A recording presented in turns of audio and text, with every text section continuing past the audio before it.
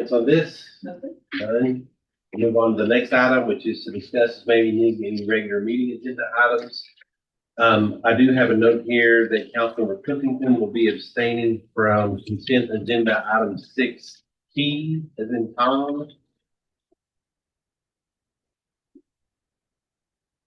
Anything else to discuss? That? Yeah, I would just note that item A on the consent agenda is the companion item.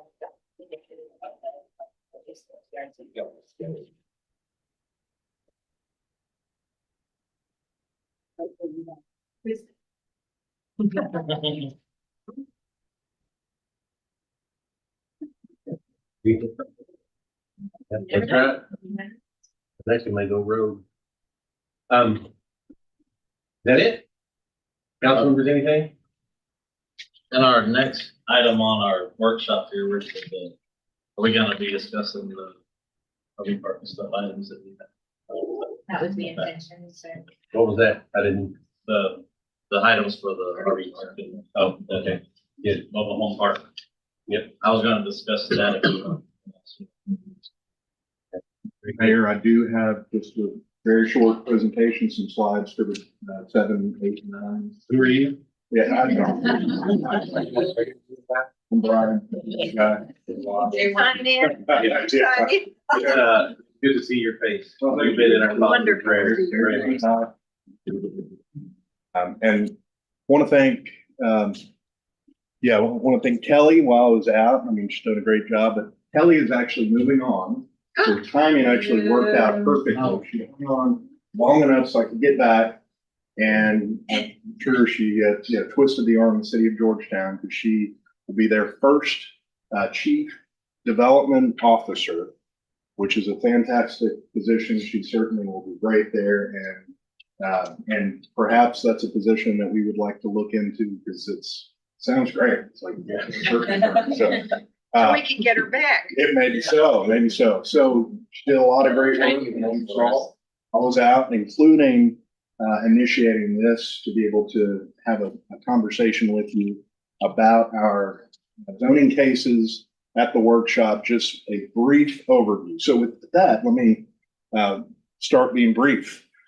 So first case we have this is at the Han Plaza. And so the corner space at Second and Central, of course, City Center project is going on right there now. But this is a salon, a beauty salon that will also provide the service of permanent cosmetics or permanent makeup. And so because we don't have that currently defined in the Unified Development Code, it requires plan development. But we've been talking about it for a while and working with Kyle so that we can make a distinction between tattooing and permanent makeup. It's a very similar process. It requires a licensed, essentially permanent cosmetics license, but also it's for different purposes. It's often for cancer survivors and cancer patients, to be able to add eyebrows, et cetera. So anyway, that is something that we are recommending approval. There was no issue at P&Z, but that would make a great first tenant in the Han Plaza, the old former Sears building. So any questions on that? The licensing would have had the medical stamp of approval or whatever the. Yes, yeah, Okay. absolutely. So there's certainly a medical component to the Yes. license. Okay. Yes, I thought it was state.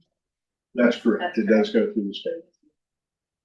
Well, I wanted to thank Kyle for helping with this. The ladies asked me if that was something that we could do, if we could help them out. They really wanted to be downtown, and with the CA zoning, we weren't able to make it happen initially, but as we always say, we try to get to yes, and Kathy and Kyle did exactly that. I really appreciate your efforts.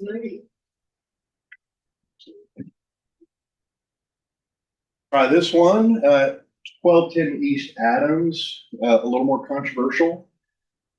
Some neighbors came out for this. This is a CUP for a liquor store they started operating without a conditional use permit.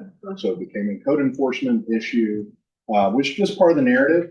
And we evaluated it, and ultimately, we recommended disapproval because this is also within the downtown neighborhood plan, and we had the benefit of a lot of neighborhood feedback about the desire to not have more liquor stores within the neighborhood, the desire to have more grocery stores. And so there's been a mix of, I think the owner did have some advocates come out, but for the most part, the neighbors did come out in opposition, and we expect some of them to be there today. But most importantly, for voting purposes, it does trigger a supermajority because of the number of neighbors surrounding it. Sent in a form and disapproval. So that is right now it's an ongoing code case, but P and Z supported the staff recommendation for disapproval. P and Z supported the staff disapproval. Disapproval. Okay, got it. Yes, ma'am. Misunderstood. Now, we do have a slide. Jason will, Mr. Deckman will give that presentation. And he does have some conditions. If council, and he did this for P and Z, wanted to find a way to yes on this one, there are some conditions, but we explain why it doesn't meet, how it isn't compliant with our various plans, and therefore we couldn't get to yes as staff. So here it is. You're probably familiar with it. How could you not be? It's very distinctive. But yes, that's the Sam's Liquor. What was the zoning there? General retail. Yeah, so All requiring. that residential. Right next to it. All around it. Black Riding in front of it is too. isn't it? Yeah, and so Yeah. that is a unique part of the corridor. It's clearly an arterial, but you have its residential character. Yep. It's been general retail for a while. One of the neighbors that was has lived there for a while spoke about the barber shop that used to be in that. And he was in favor of the liquor store because the barber shop would start getting fights in the morning and people would have music and cars and it would be noisy like them up early in the morning, earlier than you wanted. So from his perspective, the liquor store that doesn't open until 10 a.m. is preferable. He was in the minority of opinions. But to your question about DR, I mean, it was already there. It's been there for. And just an interesting tidbit to the property immediately to the east, that home is also the residence of the owner and the applicant, Mr. Khan. So, that neighbor was not in opposition. No. That neighbor, but he's the resident. Yeah, he's resident and owner of the commercial property. Right, so he's the neighbor to the store, but he's still the owner of the store. That is correct. Got it. Sorry, Okay, that's- no, that's okay. And is he the owner? Does he own, not Yeah, really? no, I know it. It just looks different when you said that. But. No, I know it. I have to say that. That's the one. shit, Yeah. that house. Yes, that's the one. Is part of the rejection, well, of course, because of the number of people that were opposed to it, residents, but is it also because they just opened without approval? I mean, that wasn't an actual factor. I mean, now does human nature kind of factor into Yeah. it? And, hey, we did something that we tried to guide you all along and not doing. 'Cause this Oh, is- so he was guided not to Sure, do it. but Oh, I It get it. is, as owner is. Say no more, I If you got make it. good decisions. Yeah, got Then we'd support it and, Yeah. let code enforcement deal with that. But, so yeah, it was, that was just, took a lot of risks. yes, sure. As the owner. And so, yeah, I mean, our biggest opposition as staff was because of the neighborhood plan. Right. And, putting the weight in that neighborhood plan. Yes. And that it was completely counter to what I don't know. the plan proposes. He's moving, right? Or he moved. Yes, We so opened this location the without, central, this location, so the Mhm. central one that we own, uh-huh, that's where you moved from, and so but he. Yeah. Whoever originally opened that one without, Right. there, yeah, there were some code issues there too. or the big code issues. Your predecessor drove by and saw him selling liquor and Oh, yeah. in front. You're doing moving to Wildcat Crossing. Cut your tongue out. Okay, moving on. Where is the nearest liquor store? From there, I think it's probably the one on Sixth. I think it is. The point liquor too by the PD is closest. Yeah, so that's, Not because I'm a. yeah, right. Few blocks. You're a drive buyer. Isn't that the one with the boat or you heard or is that? That one's still open. It was still open. That one's still open. Yeah, Yeah. It actually faces the, party. Super simple.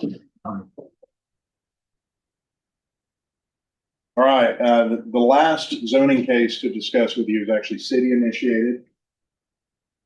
And so this is at East Downs, North 12th. It's immediately across from Hilliard Distribution Beer Company. And so it's zoned LI. And so you can see it's an entire block on the west side of 12th Street. This really came out of neighborhood planning, but also in coordination with housing and community development. The light industrial does not allow for residential. And so, of course, to expand an existing home or demolish one, which is the case here at the corner, to be able to rebuild using park funds, which Housing Community Development administers, required rezoning. And so city staff looked at that to say, we need to look at the entire block, which is residential, and also establish a zoning district that is a good transition from Hilliard and the other light industrial uses that make sense against the railroad, but for future redevelopment opportunities. And so single family attached to is what staff is recommending, which of course allows for construction of a new code compliant home. And so that's that one in a nutshell. You can see the zoning. So right now, the light industrial backing up to multifamily 2, even though pretty much all of those uses within the MF2 are single family. So that's all I have. Any questions? what happened about that with, one? P and Z? This was unanimous. And residents didn't come out opposed? No, in fact, the only responses, I think there were one, maybe there were 2. I'd have to look back at the slide, but there was no opposition. There was at least one in support. No opposition. All right. Anything else? Good. Okay, thank you. Thank you. This is just something that we thought might be helpful going forward and to just have a quick overview of the zoning cases that'll be on the regular. Unless you tell me differently, we'll kind of start doing this during workshop, just so you guys have a quick overview going forward. I like it. I do too. Easier to ask questions. I believe that was Kelly's idea. Yep. Who? I know.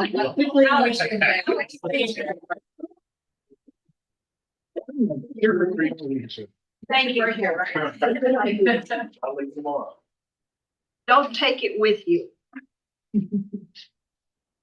All right, very good. Ms. Myers, is this yours? Kelly. Thank you. There we go. Yeah, so, Mayor and Council, we wanted to put this back on the agenda. I know that while I was gone last, meeting, we had placed the 2 items that were pending related to, RV park and, mobile home park, proposal back on the agenda because when we had originally postponed them, we postponed them to a date certain, which was that meeting. And so I know you all postponed them again, kind of without a specific date. So we just wanted or maybe I just wanted to touch base, since I wasn't involved directly in the conversation, a couple of weeks ago, to really understand kind of what you all would prefer seeing, us to do kind of going forward. If, there's if we want to have maybe, a separate, more in-depth, additional conversation. Are we ready to, and again, staff has some notes and is working on, from our previous conversations, and the feedback that you all have given, and some research that we've done, on a set of code amendments that we will be pursuing. But in the meantime, we do have the 2 active cases that are pending. And so we really just kind of wanted to understand, are you ready? Is there a certain time frame where you're ready to bring those back? Do we want to set aside some additional time to, I guess I just need some direction on where we want to head from here. Really mostly related to the 2 pending.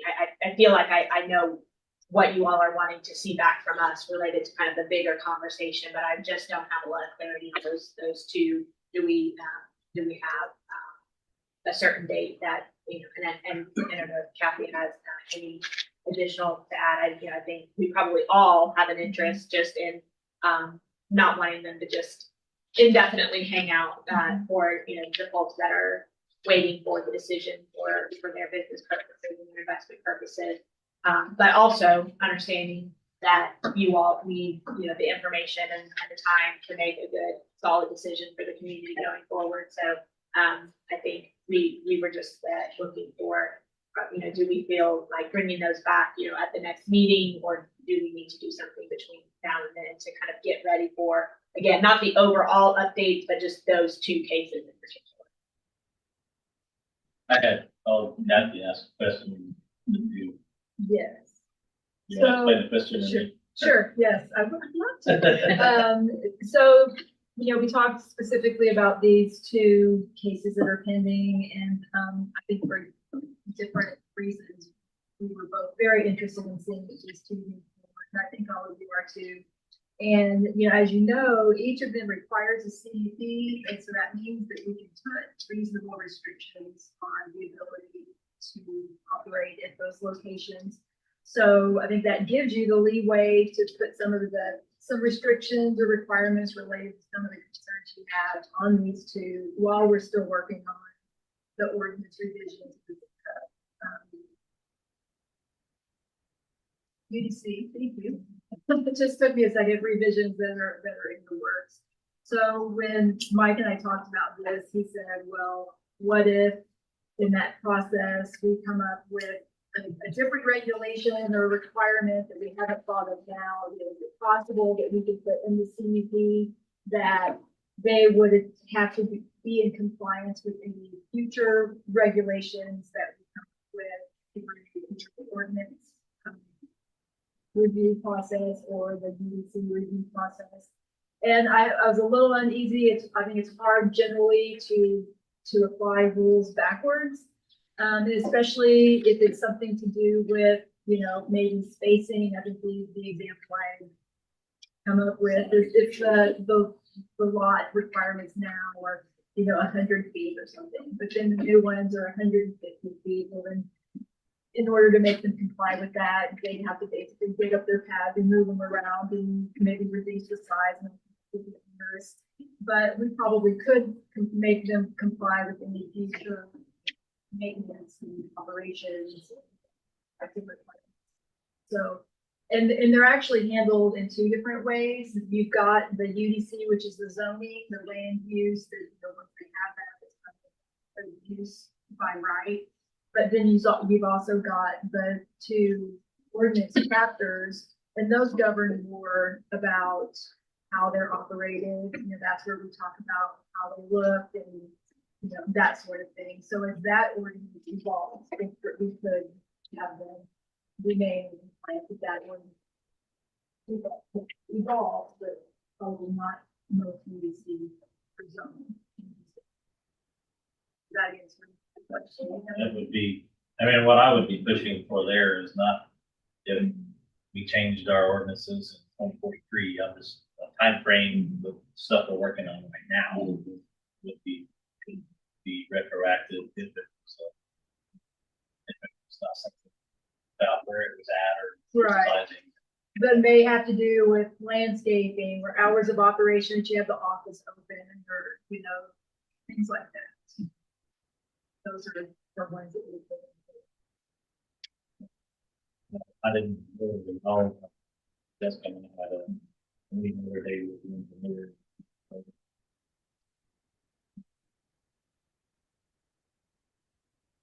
Pick them on themselves, basically. And that's the RV park, Darby Park. correct? Not Yes, the that is landing. the RV park. Yeah, I haven't discussed. I haven't discussed anything. Yeah, specific. I know that we're kind of talking about these together, but to me, they're totally separate. And, you know, I am, for that land lease community, is it still called Blue Bonnet Estates? I mean, I lived for 20 years right down the street from it, there on East Young, and they were always very good neighbors. I'm comfortable with that management company. I think there's one that had it a long time and nice and clean place. You know, they keep up the yard around it, and I don't think there was ever a lot of issues. DC over there might be able to, he may know better than me, but, Place. Wonderful place. okay. I remember it being. Is that serious? Are you, I didn't think so. That was not to be taken serious. Well, maybe I was a problem in it. We could probably ask. Yeah, probably. But, I mean, to me, it's there. They have the land to do it. I think it appears they have a solid plan. They don't seem to be making a lot of changes and like trying to cram a whole bunch of new homes into the area. Of course, we have the one on Avenue H there right behind the adoption center that's still, in question. And I drove by another one the other day and I didn't know. The one by Community Powell that always jumps out. Yeah. It's terrible. Yeah, that was pretty rough. So I don't know. We're understanding that there's some problems Well, that perhaps we weren't aware of. Is also a piece, to me, a lot of the land lease stuff is about dealing well with what's there already, right? The RV, parks to me is how do we put good, thoughtful regulations around something that's not there, around uses, right? And about ongoing maintenance and things like that, because I think that we are probably all in agreement that we don't want to become, I don't think the city wants to become, a place where these parks proliferate as living quarters, right?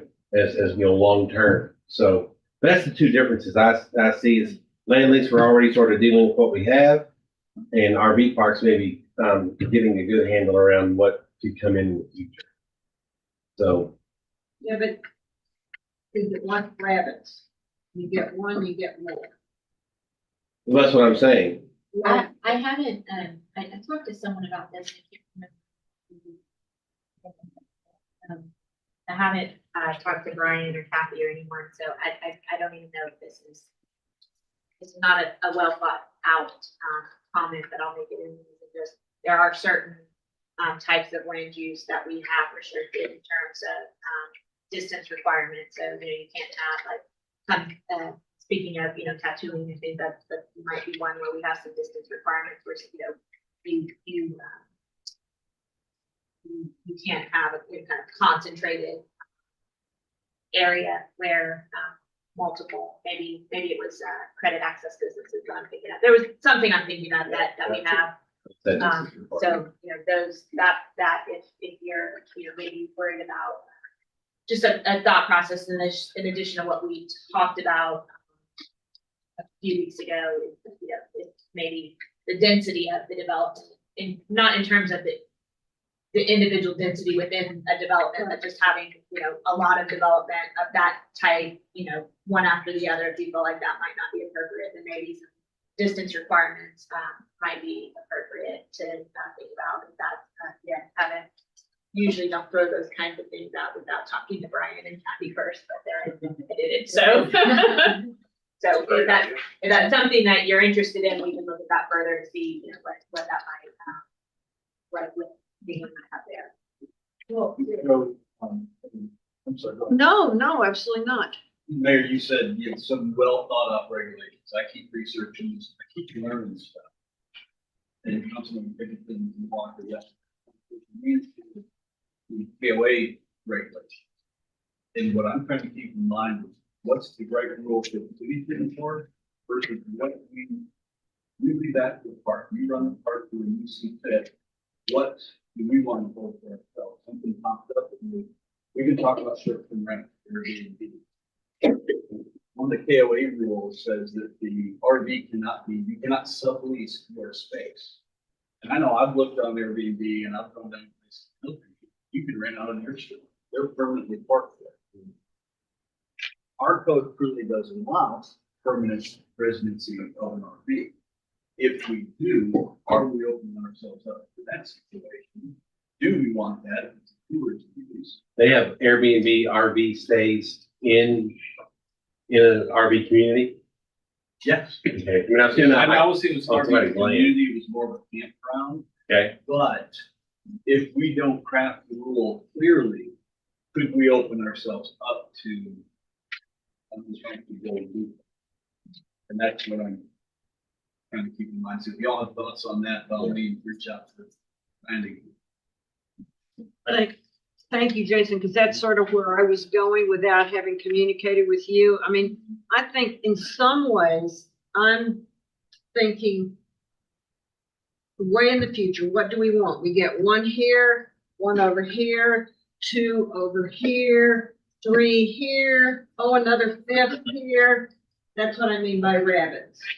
I mean, I don't have an answer, I just have a worry. I agree. I want it spelled out and I want it well researched. As Jason's already started doing, apparently. I don't want to feel like we're being pushed to hurry up and get it done because we have somebody wanting to do it now and trying to get it in. Well, I agree completely, but I'm saying more than that. I'm saying, do we want it, period? That's what I'm saying. Listen, if we don't, then at least we voted now and voted no, and they're not still hanging on. Right, no, I understand. I'm not advocating that. I'm just advocating, what do we want to be when we grow up?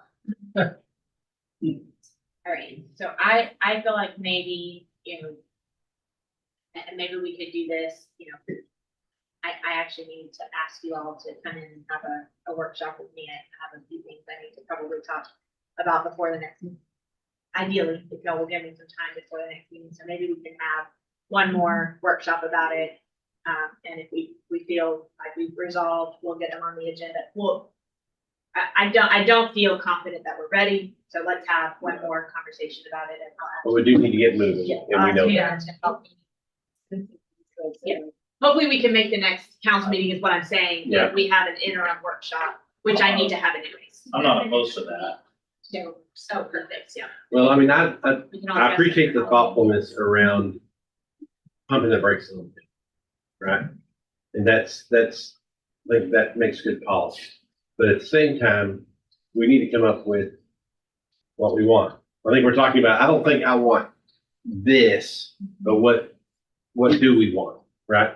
So Jason, I would be curious maybe what best practices are in other cities, like close, like Waco, and, because I promise you right now, if we had RV parks that allowed kind of the short-term rental stuff, those RVs would be full with construction, Meta and solar panel boats and stuff like that. So, you mentioned Fredericksburg, you think, well, that's kind of a tourist attraction, but I promise you, those places would be full now in Tiffin too.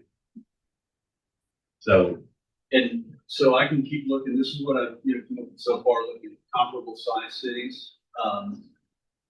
And I think the tourism component is the one thing that differentiates, we don't, I'll just say, we don't have the tools in the without making value. Is that affect, you know, the length of stay? And you look at it, there's not, and I look at others, but you know, these ones kind of summarize. What I'm not finding is for the length of stay, there's a universal best practice. Yeah. Some maximum 30, some allow permanent, and then, you know, 180 days seems to be common, but it's not across. The requirement for registration, pretty common. The density varies, it's all over the map. So it's, I'll keep looking and try to see if we can't find that sweet middle ground. It's best for us, you know, especially based on, you know, the employment factor. I think that's where we're.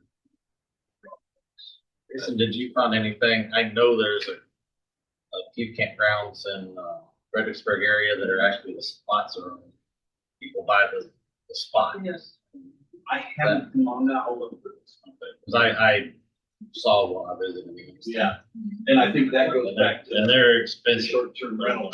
$135,000 for an RV spot that you have to maintain yourself, and you get fined by them if you don't. I don't see it, but they were selling. I thought,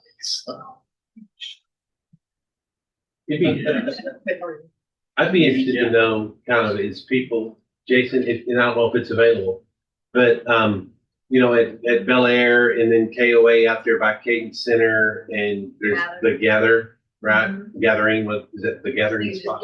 Yeah. Yeah. But I'd be interested to know if the information is available, how many of those people are, you know, snowbird type that, you know, the max 180 days and can't return, that they wouldn't, that would be just fine versus the people that are, this is my home. Right. You know, if it's, how many's out of Bel Air now? I mean, I think it may be 400 spots or so. No, I think, yeah, it's. I mean, it's substantial, maybe 300. I think it's about 300. Yeah. Yeah, it's a bunch. I'd be interested to know, you know, sort of, are we trying to put some sort of regulation around something that only applies to 20% of the people, you know, or is it 80% and it does need some regulation? One of the things that we've talked about internally too is, and I think Bel Air is a great example, the visibility of it. It's right there on line. Yeah. Not too far from the intersection, but it is clearly visible. There's no distance, there's no berm. They've got a nice masonry wall on the front. But it's right there on a highly trafficked road. If there was one, and I'm not even gonna say the name, because then someone will think the city's gonna try to put one on such and such new road. So if there's a RV park that's going on more of a rural road, surrounded by a lot of farmland, that it's not visible because it's down the Kirby Farm Road. And you're not going to see it from the main high traffic. Is that relevant?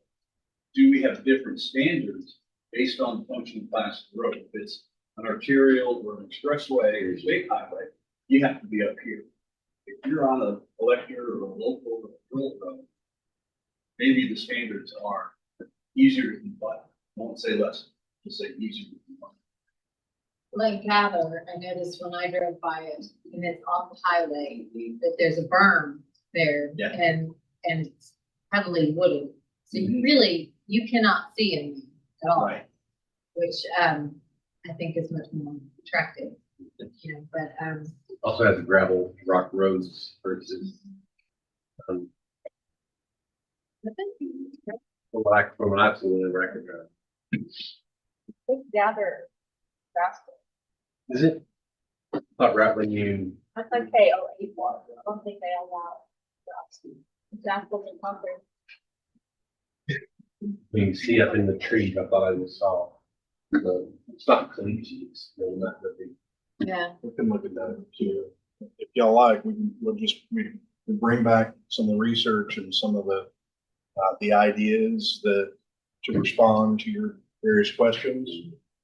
And including if the concern also, Mayor, I think you had brought up a concern about the realities that these do end up often showing up in areas that are not ready for for permanent development. I mean, really, it's, rural, but at the same time, at some point, we may be ready for retail and commercial, and we eliminated that opportunity. So that could look at, a requirement so that it's set back, but it's essentially set back from a lot that is reserved for future resident retail use or commercial. So And I do think that's a big, from some of the, just.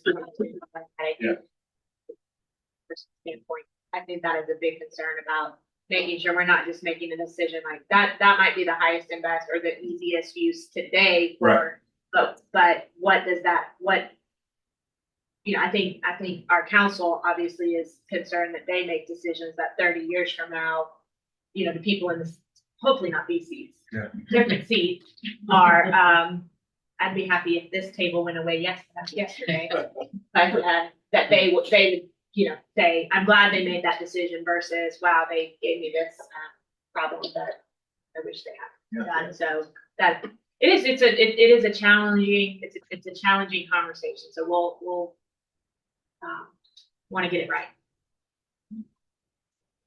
And in the interim, if we're gonna do a special called meeting, in the interim, if you can get information to us so that we don't come in here and have to try to digest it then, that we will have already kind of done some of our homework and give staff some guidance, because, we do have the one RV park sitting out there waiting for a decision. We need to get moving.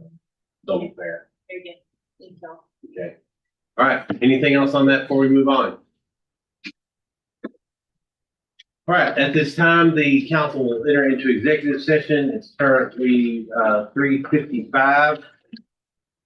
And we'll receive an update from the city attorney regarding pending or contemplated litigation. City council will enter into executive session to seek the advice of its attorney on pending or contemplated litigation pursuant to Texas Government Code Section 551.071. And we'll conduct a private consultation with this attorney on this matter in a matter in which the duty of the attorney to the city council of the Texas disciplinary rules and professional conduct of the State Bar of Texas will clearly conflict with Texas Local Government Code Chapter 551. No final action